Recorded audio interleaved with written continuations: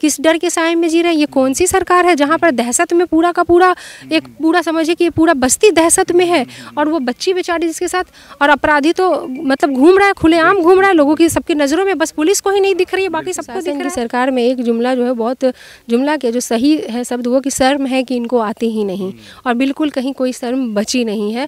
नहीं तो मतलब आश्चर्य लग रहा है उस जगह को देख के जहाँ पे बलात्कार की घटना को अंजाम दिया गया है, वो मुख्य सड़क से सटा हुआ है, जहाँ से बच्ची को खींचा गया वो बिल्कुल मुख्य सड़क है। तो कहने का मतलब कि उनको भय है नहीं, किसी भी प्रकार का कोई भय बचा नहीं है। वो इस सरकार में अपराधी बेखौफ हैं और मज़े में है।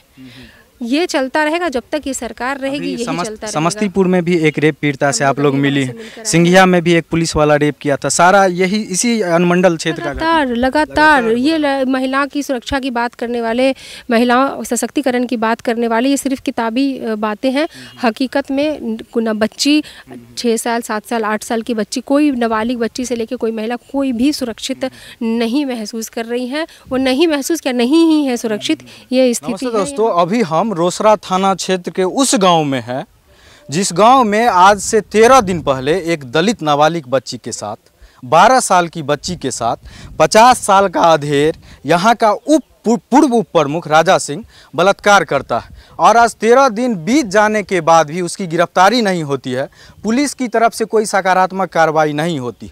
इसी बाबत तेजस्वी यादव जी के तरफ से राजद का एक प्रतिनिधि मंडल आया हुआ है, जिसमें मैम भी हैं ऋतु जायसवाल जी।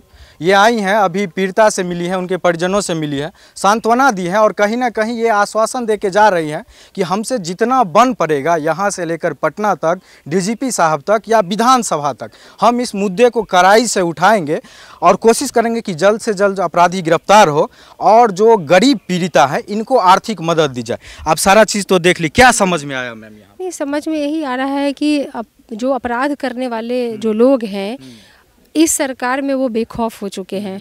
उन्हें पता है कि वो जो भी घटना को अंजाम देंगे उनको बचाने के लिए खुद सरकार और सरकार के तंत्र आ जाएंगे, क्योंकि इस सरकार में अगर सही कहें तो इस सुशासन की सरकार का एक दूसरा मतलब हो गया है कि शर्म है जो उनको आती ही नहीं।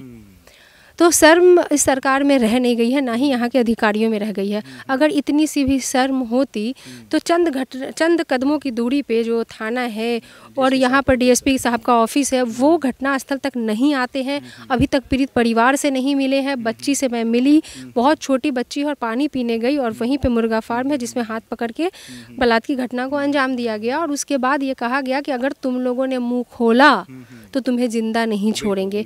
आखिर किसके दम पर आप ये धमकियां दे रहे हैं? किसके दम पर आपके अंदर इतना गुरूर है, इतना घमंड है कि मैं चाहे कुछ भी घटना करूंगा मुझे सजा नहीं होगी क्योंकि मैं तथाकथित सुशासन की सरकार में हूँ? ये प्रश्न सोचनीय है। और आप सोचिए कि जिस तरीके से जो दबंगता कि एक ये अखबार तक में नहीं आया, एक छोटे से किसी कोने में अखबार की जगह मिली, किस हद तक इनको डर है कि ना अखबार वाले आके कुछ लिख रहे हैं, ना कोई मीडिया वाले इस पर मुंह खोलने को तैयार है, ना गरीब जो जिनके साथ ये घटना घटी वो बस्ती के लोग डरे सहमे हुए लगे।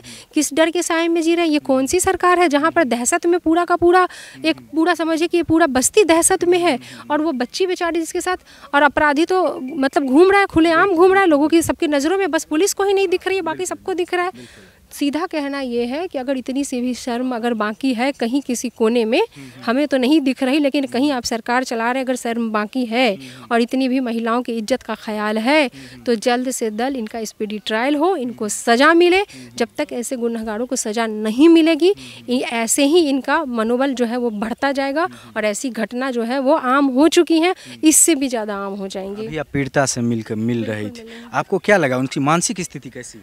बहुत ही परेशान है, बहुत ही डिस्टर्ब है। उसका जिस तरीके से ब्लीडिंग हुआ है, जिस तरीके से उसके शरीर को नुकसान पहुंचा है, उस दर्द से ही वो अभी तक नहीं निकल पाई है, ना मानसिक दर्द से निकल पाई है, ना शारीरिक दर्द से निकल पाई है।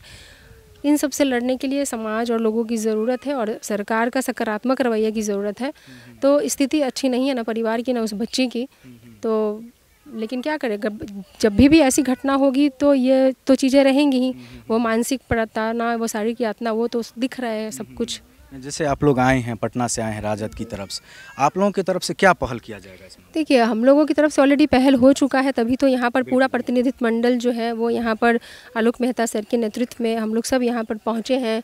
यहाँ के तमाम विधायक रणविजय साहू जी से लेकर के साईं जी से लेकर के अजय यादव जी पूर्व विधायक, सब लोग तमाम लोग, जिलाध्यक्ष सब लोग, युवा अध्यक्ष सब लोग यहाँ पर आए हैं। और सब लोग का आने का मकसद यही था कि परिवार जो अपने आप को अकेला करके घर में बंद कर चुका है, ये बस्ती जो है वो कहीं ना कहीं दरवाजे और खिड़की के पीछे छुपी हुई है, उनको एक हिम्मत तो दिलाएं कि नहीं, हम आपके साथ हैं, आप बाहर आइए, आप निकलिए, लड़ाई लड़िए और हम लोग आपके साथ हैं।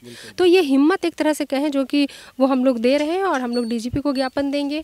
हम लोग ये बात जहाँ तक हो सकता है पूरी प्रमुखता से लेकर के जो माननीय विधायक हैं वो सदन तक भी इस बात को रखेंगे, तो लड़ाई तो लड़ी जाएगी। एक अंतिम सवाल, 21वीं सदी चल रहा है, देश में 5G लॉन्च हो रहा है और देश का ही एक कोना है ये बिहार में, जहाँ पर दिन दहाड़े, कोई रात की घटना नहीं है, दिन में 2 बजे मुख्य सड़क से खींच करके बलात्कार कर लिया जाता है और कहीं ना कहीं पूरा प्रशासन सिस्टम साइलेंट रहता है, उदासीन रहता है। तो आपको क्या लगता है कि बिहार में ये कब तक चलेगा और कैसे बदलाव होगा? नहीं, हमने तो पहले ही कहा ना, हमने तो यही कहा कि ये सुशासन की सरकार में एक जुमला जो है, बहुत जुमला के जो सही है शब्द वो कि शर्म है कि इनको आती ही नहीं, और बिल्कुल कहीं कोई शर्म बची नहीं है। नहीं तो मतलब आश्चर्य लग रहा है उस जगह को देख के जहाँ पे बलात्कार की घटना को अंजाम दिया गया है, वो मुख्य सड़क से सटा हुआ है। जहाँ से बच्ची को खींचा गया वो बिल्कुल मुख्य सड़क है। तो कहने का मतलब कि उनको भय है नहीं, किसी भी प्रकार का कोई भय बचा नहीं है। वो इस सरकार में अपराधी बेखौफ हैं और मजे में है। ये चलता रहेगा जब तक ये सरकार रहेगी, यही चलता रहेगा। समस्तीपुर में भी एक रेप पीड़िता से आप लोग मिली हैं, सिंघिया में भी एक पुलिस वाला रेप किया था, सारा यही इसी अनुमंडल क्षेत्र का लगातार ये महिला की सुरक्षा की बात करने वाले, महिला सशक्तिकरण की बात करने वाले, ये सिर्फ किताबी बातें हैं। हकीकत में न बच्ची 6 साल 7 साल 8 साल की बच्ची, कोई नाबालिग बच्ची से लेकर कोई महिला कोई भी सुरक्षित नहीं महसूस कर रही है। वो नहीं महसूस क्या, नहीं ही है सुरक्षित, ये स्थिति है यहाँ पे। एक चीज़ बोल रहे हैं कि जिस तरह का जघन्य अपराध हुआ, आपको क्या लगता है किस तरह का इसमें कार्रवाई होना चाहिए उसमें? नहीं, हम तो कह रहे हैं कि स्पीडी ट्रायल हो, तुरंत उनको तुरंत ही चार्जशीट फाइल हो और उनको जो कड़ी से कड़ी सज़ा वो उनको मिले, उम्र कैद हो, फांसी की सज़ा हो। ऐसे में तो जब तक ऐसी सज़ा ना दे तब तक तो मनोबल ऐसे ही अपराधियों का बढ़ता रहेगा।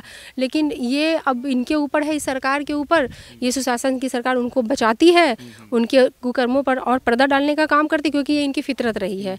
अपराधियों को बचाना और अपराधियों का संरक्षण इस सरकार की फितरत रही है। अब देखना है कि इस सही चेहरा इस केस में भी आएगा, जहाँ सब कुछ खुले किताब की तरह, जहाँ लोग अपराधी को पहचान रहे, उस बच्ची ने अपराधी को पहचाना है। जिस तरीके से मुख्य सड़क के किनारे इस घटना को अंजाम बेखौफ पकड़ के दिया गया है, ये सरकार के कहीं ना कहीं उसके रवैये को दिखाएगा कि अगर वो सज़ा अगर उन्हें मिलती है, चार्जशीट फाइल होता है और उसे ज़्यादा से ज़्यादा सज़ा मिलेगी, तो शायद कहीं इनके पाप को थोड़ा कम कर पाएगा। एक अंतिम सवाल, एक महिला नेत्री होने के नाते और कहीं ना कहीं एक मुखिया के रूप में आपका देश भर में पहचान है, बहुत सारा सम्मान भी मिला, आप इस तरह के जो गरीब महिलाएं हैं, जो दलित समुदाय की, इनको आप क्या मैसेज देना चाहेंगे कि जो इस तरह का कुकर्म या इस तरह का घटना और कहीं हो तो किस तरह से स्टेप लें? नहीं, पहली बात तो ये कि एक तो वो फ़र्क करना ही बंद करें कि बेटी है तो उसको बिल्कुल ऐसे ना पालें। बच्ची को शुरू से ही वो मजबूत बनाएं और बेटों के बराबर ही उसको हिम्मत दें कि बेटे और बेटी में कोई फ़र्क नहीं है। आजकल बेटियां वो कर रही हैं जो बेटे भी नहीं कर पा रहे हैं। वो कुछ भी हो सकता है, फ़्लाइट उड़ाने से लेकर के, सेना में जाने से लेकर के, हर जगह बेटियाँ आ रही हैं। तो कहीं भी माँ बाप जो हैं वो बेटी के पैदा होने पर आंसू ना बहाएँ।